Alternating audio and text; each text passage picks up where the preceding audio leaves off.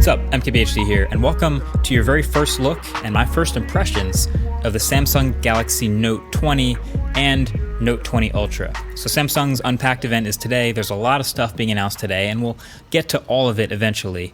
But we're going to cover the two main new things, which are the two new flagship phones. And here they are. And as you can see, they look just like the leaks. You might have seen some of those. Two huge phones. This is that bronze color that they're in here. And they have a lot of the same DNA as Notes of the past in both design and feature set. But there is a lot of new stuff here, and since there are two new phones, I'm going to start with the Note 20 Ultra because that's where a lot of the sweet, interesting new features are. So let me just get the specs out of the way right off the top because that's the easiest part to take in. So they're top-notch, Snapdragon 865 Plus, up to 12 gigs of RAM, 256 gigs of storage, and that's still expandable via micro SD card slot up top. That's still pretty rare. And there's a 4,500 milliamp hour battery inside, a triple camera array, which we'll get to in a second, and a huge 6.9-inch 1440p 120 hertz AMOLED display with that little selfie camera hole punch cutout in the middle up top there.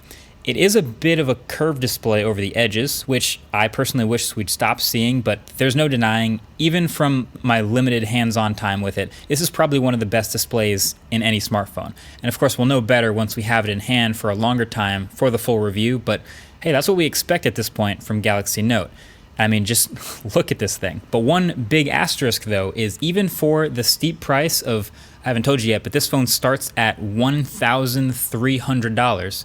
Even for all that money, you still, just like S20 Ultra, can't use it at its highest frame rate and highest resolution at the same time. So sure enough, if you dig into the display settings and you find motion smoothing, it's 1080p out the box, so there's either standard 60 Hz or adaptive. So you can't lock it at 120 Hz, but it will move between 120 and 60 depending on what's happening on the phone.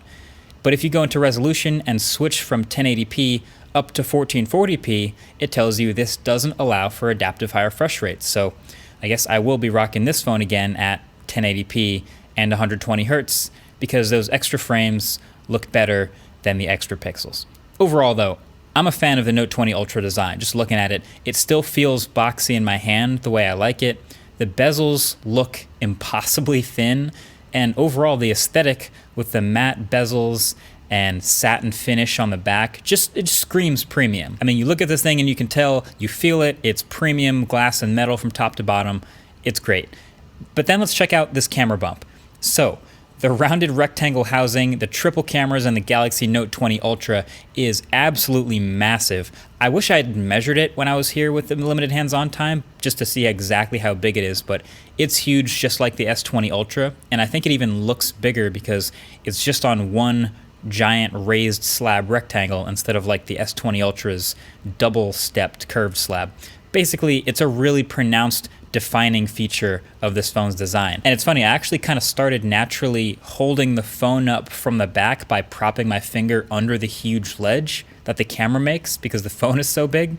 But anyway, inside this bump, you have the main camera suite you'd expect with the standard, ultra-wide, and telephoto. And this time in the Note 20 Ultra, the telephoto lens is in fact a periscope lens nested sideways in the phone, allowing you 5x optical zoom and up to a 50x space zoom. Not quite the 100x that they printed on the back of the Galaxy S20 Ultra, but I think Samsung realizes that was a mistake, and I think we're all okay with maxing out at 50x, as long as the quality of the zoom we actually want, like 3x and 5 and 10x, are actually better, and it seems to be. But of course, that will have to be tested for the full review. They also kept 8K video from the S20 Ultra and added a few different aspect ratios, but it's worth noting that all of them will shoot from the 64 megapixel telephoto camera, not the main camera still, so there is still going to be a crop if you shoot in 8K, in case you're wondering. But of course, this wouldn't be a Galaxy Note if we didn't have that S Pen, which is moved over to the left side of the phone. And this year, the S Pen makes one particularly huge leap forward, and that's in latency. So latency is the delay between when you actually touch the screen and when there's actually a register on the screen for what you just did. And so the latency of the S Pen was up at around 42 milliseconds all the way up to the last generation.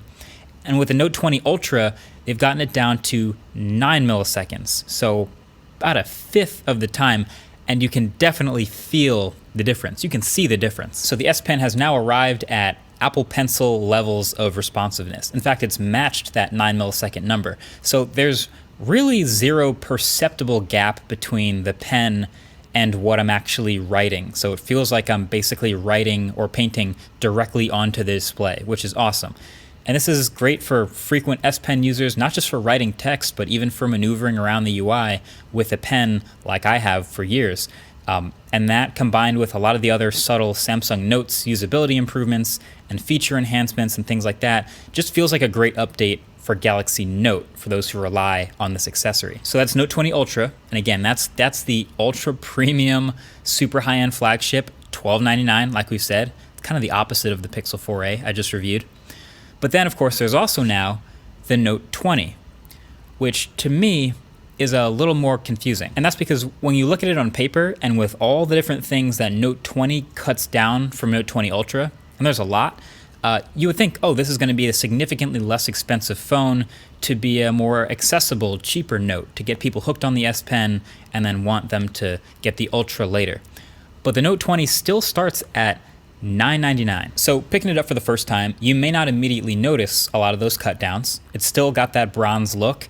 It actually has even more of a soft textured finish on the back, and it's a little bit lighter than the Ultra, but that lightness is because it's a plastic back, not glass. So that's number one. Then the display up front here, it still looks great, as you can tell. Still has the little hole punch cutout, still has great brightness and color, but it's now a slightly smaller 6.7 inches, and it's flat, which I actually like. It really locks in the phone's boxy shape even more than the rounded Note 20 Ultra. But it also now has a slightly larger hole punch cutout and slightly bigger bezels all the way around, and it's now 1080p. And 60 hertz. And then you get to the specs, and they're again almost the same. Snapdragon 865 Plus is still there, but it now maxes out at 8 gigs of RAM and 128 gigs of storage. But it also now doesn't have expandable storage like the Ultra does, so that 128 is your absolute max. Then the new S Pen, again, it's still here, but with not quite the same blazing fast 9 millisecond latency. Instead, it cuts it down to 26 milliseconds. Still really fast and nice to see an improvement of about 50%, but yeah, not the same as the Ultra. And it's also a slightly smaller 4300 milliamp hour battery instead of 4500. And the camera system maxes out at 30x zoom instead of 50x, which again is not really that big of a deal, but it's because the Note 20 doesn't use a periscope camera like the Ultra does. It's just a standard 3x telephoto shooter, which is why the camera bump also isn't as massive here. Basically, the Note 20 is to the Note 20 Ultra what the S20 is to the S20 Ultra. It's a slightly smaller, slightly less premium flagship in its own right, with a few cut downs from the ultra premium stuff that most people hopefully won't notice. And I think this is mostly a good idea, like the cut down from the 30x versus 50x zoom. Who really cares that much? The 26 millisecond to 9 millisecond response time, again, I had limited hands-on time with them, but I actually didn't really notice that big of a difference either. They're both very responsive. But there's something about asking $1,000 for a 1080p 60 hertz plastic phone with 128 gigs of non-expandable storage tops. Like, just some of that doesn't feel quite up to the money. I'm gonna say that in the first time in the Note's history that this Note 20 is a bit overpriced. I think you can straight up get better phones for $1,000 or get equivalent phones for less. Like, this isn't my review, but I think there's gonna be people cross-shopping in a store who will see Note 20 for $1,000 and then we'll see Galaxy S20 next to it or OnePlus 8 Pro next to it. And phones that cost less money that feel like they actually give you more. And I think the one reason you would get the Note 20 is because the S Pen is still pretty unrivaled in this smartphone world as far as premium stylus experiences, and some people will want that, and I think Samsung knows that. And there's also still Samsung Note stuff and some Note exclusive stuff like DeX wireless. So if you remember what DeX could do on a desktop display, you don't need an adapter for it anymore or a special cable. It does it wirelessly via Miracast. That stuff's really impressive. But I guess I'm just curious how many people are going to want that stuff versus who will just go turn around and buy an S20 or something cheaper instead. But I'm curious what you think. Let me know in the comments below and what you think of Note 20 versus Note 20 Ultra and them existing at the same time. And if you haven't already subscribed for the full review, definitely make sure to do that so you're among the first to see it also. And until then, thanks for watching. Catch you guys later. Peace.